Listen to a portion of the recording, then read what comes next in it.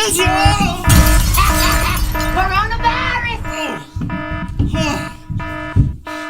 Titans, Vikings, for the love of everything good and mythological, please don't ruin the season after week 3. Are you ready for some football? It's a coronavirus party! Get your burgers, get your beers, sit your fat asses down. We're about to play some football coming up in every town.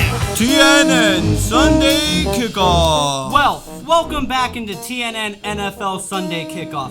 I'm your host, Jasyn Smith, and unfortunately my two co-hosts were quarantined due to contact tracing coming up positive. We may have to keep the next few weeks between just the two of us, but we're still going to kick off your week 4 in ways you'd never imagined. So, let's get into the dirt with our week 3 recap. Cowboys at Seahawks.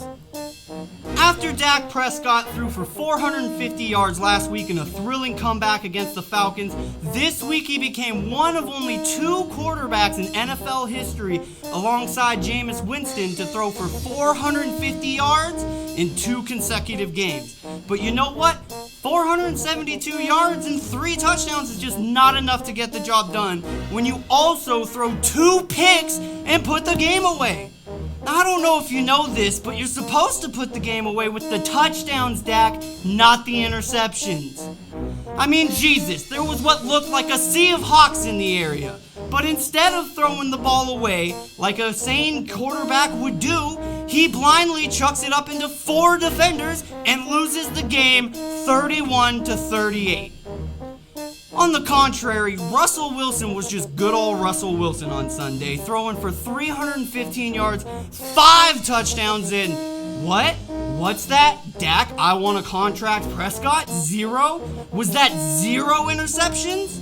The only big fault I give the Seahawks in week 3 is DK Meathead pulling a Deshaun Jackson circa 2008. This motherfucker got cocky and fumbled the ball just before scoring, but this time it was out of the back of the end zone, resulting in a touchback. I was really worried that yet another stupid rule would have ruined this game, but luckily, unlike fumbling out of the back of the fucking end zone, they fixed the damn catch rule. Bears at Falcons. After the refs hand the Falcons yet another big lead going into the 4th quarter, Dan Quinn manages to shit his pants yet again, blowing a 16-point lead at home. But surprisingly, that's not even the big story coming out of the game. Bears coach Matt Nagy decided to bench quarterback Mitch Trubisky for good old Nicky Special. Nick Foles came into the game and did what the best backup in NFL history does for a living, making everyone else on the team magically spark. He threw for 180 yards, 3 touchdowns, and 1 interception, all in just 1 quarter of play, leading the Bears to a 3-0 start on the season. And with Foles named the starter going into week 4, I can't wait for Super Bowl 52 quarterback rematch between him and Tom Brady and the Buccaneers. That'll be week 5 on Thursday night.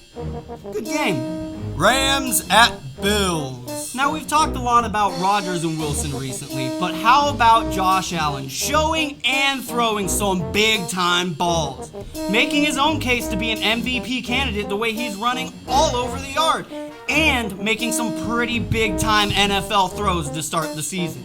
Allen threw for 311 yards, 4 touchdowns, and only 1 interception, as well as scoring a touchdown on the ground. Now, the big storyline coming into this game is a callback to 2018 when the then Jaguars, now Rams cornerback, Jalen Ramsey said that Josh Allen is fucking trash. Well, I guess considering he plays in the NFL for hundreds of thousands of dollars each week, Ramsey's trash looks far different than yours or mine. But I mean, one man's trash truly is another man's treasure, because that other man just put up 4 touchdowns on your defense, one of which was off a busted coverage by yours truly, Jalen Ramsey. Now, I don't know about you, but Bills Mafia sure is starting to look a lot cleaner without fans in attendance, if you ask me. Packers at Saints. Now on to Sunday Night Football and the matchup between 2 legendary quarterbacks, Rodgers and Breeze, Saints and Packers in the Superdome. Both QBs were unarmed on Sunday night, with the top wide receivers out for each team. After facing a good Vikings team, and well, the Lions, the Packers showed that they truly are a force to be reckoned with after taking down the Saints 37-30. With a good defense, albeit still forgetting how to tackle since 2012, babyface LaFleur is developing a hard-to-read offense, and Rodgers in the best headspace he's ever been in. The Packers are having the most fun on both sides of the ball I've seen since Brett Favre was under center. And despite this stat from Sunday Night Football that Aaron Rodgers has only thrown one touchdown to a first-round draft pick in his entire career, I'm beginning to wonder if they actually did need to draft some help in the first place. Guess you never know. As for the Saints, although it seems that everyone in the media is debating whether or not Drew Brees is over the hill, I say of course he is. His arm is depleted in each of the last 5 years, but the man is still a field general. The Saints were able to consistently put up points while only running 5-yard pass plays all fucking day. Not to mention, Brees never got a real chance to win or lose this game. Taysom Hill fumbled the ball in a crucial third quarter turnover.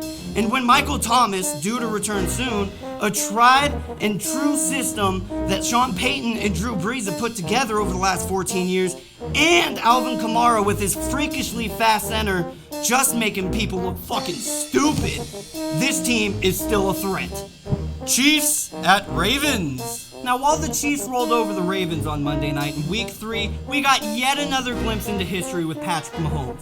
After 385 yards, 5 total touchdowns, and 0 interceptions yet again, spreading the love to not only his receivers, but also tossing an underhand touchdown pass to the fullback and giving his offensive lineman a well-executed touchdown reception, Patty Mahomes became the fastest quarterback in NFL history to reach 10,000 yards. That's right. I mean, every time I looked up at the screen in the first half, it was an atomic bomb down the field for another touchdown to a different fucking receiver. It's ridiculous. As for Lamar Jackson, well, we'll just say it was a bad night for him. Don't get me wrong, Lamar Jackson is great and dynamic and a transcendent player, but Mahomes is just on another level. There's a reason Jackson is the regular season MVP and Mahomes is the Super Bowl MVP. 97 yards and 1 touchdown is just not gonna cut it, big boy. Trust and believe that. And now for TNN COVID update.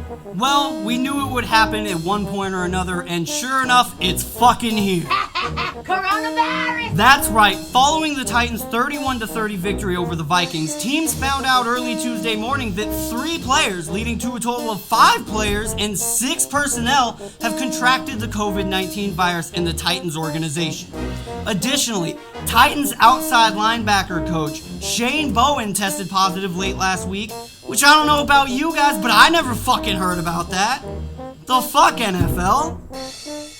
Another positive test I didn't hear about was Falcons corner A.J. Terrell, who got the word Saturday he was a carrier and was promptly placed on the COVID reserve list before Week 3. Despite the positive test, the Falcons carried on with business as usual, hosting the Bears and wetting the bed. But unfortunately, that won't be the case for the Vikings and Titans. Due to contact tracing, they were forced to shut down their facilities until further notice, as well as postponing the Titans-Steelers matchup in Tennessee until later into the season. However, the Vikings-Texans matchup in Houston is still scheduled for 10 a.m. this morning, as the Vikings were cleared to get back on the practice field on Thursday. I mean, probably because both teams are dead in the water fucking anyways. This week in fantasy. Timmy? Didn't your mother ever teach you not to sneak up on a man with a machete? Well, I didn't chop your head off, so go ahead and have a seat. Now let me ask you something, Timmy. You ever heard of James Robinson? Well, of course not. He's on the fucking Jaguars, Timmy. Now, watching Jaguars games in Great Uncle Frank's house has been outlawed since the third quarter of a particularly memorable AFC Championship game. but with 10 fantasy points in week 1, 21 points in week 2, and 30.9 points in week 3, this man might actually be a good player. The only good play on the team, might I add, putting up 2 rushing touchdowns and 83 reception yards. But don't get me wrong, Timmy, you were either desperate or a genius if you picked up Robinson before week 2. And we'll score 10 points and watch me fall in love, cause great Uncle Frank finished high school in a foxhole. So if by some chance you're out there somewhere watching me right now, James, good sir, God bless me please, Mr. Robinson, with just a touchdown, 2, maybe even 3, each and every week. Do. Now, unless you plan on pulling out some acid and singing along, I'd scram if I were you, little Timmy. Just make sure to start James Robinson against a questionable Bengals defense. And that was This Week in Fantasy. Now we ask that you remove your caps and silence your cell phones for this week's installment of Kicker Lives Matter. Steven Gostkowski had one of, if not the worst starting 59 minutes and 43 seconds to the NFL season as a kicker. He kicked 4 field goals, only making 1, and missed 1 of his 2 extra point attempts in week 1. In week 2, unfortunately, this future Hall of Fame kicker still could not quite figure out how to kick from 33 yards out. However, tuning out each and every analyst, fan, and even coach telling him he is washed up, Gostkowski finished week 3 absolutely perfect, going 6 for 6 in field goals, 3 of which came from 50 yards or more down the field. Also completing each and every one of his extra point attempts, going 1 for 1. Although quite possibly the most underappreciated stat coming out of week 3 is Steven Made You Look Gostkowski kicking a game-winning field goal for the 3rd week in a row. Here's to being old and moldy along with the rest of the league's greatest kickers. For those who are about to kick, we salute you. Well, from all of us here at TNN NFL Sunday Kickoff, we hope you have as good a week 4 as Patty Mahomes will surely have. Oh, hell nah, motherfucker. I know you didn't just call my little baby angel by his street name, motherfucker. Well, I'm so sorry, ma'am. I would have never... That is Sir Patrick Mahomes the second to you, you fucking prom night dumpster baby looking ass motherfucker. Oh. Get on with it, boy! I ain't calling that Well, from all of us here at TNN, we hope you have as good a week as, Patrick Mahomes will surely have. See, boy? Now isn't that better? That was really easy, now wasn't it, boy? No. I'm sorry, no what? No, ma'am. No, ma'am. That's right, motherfucker. Motherfucker.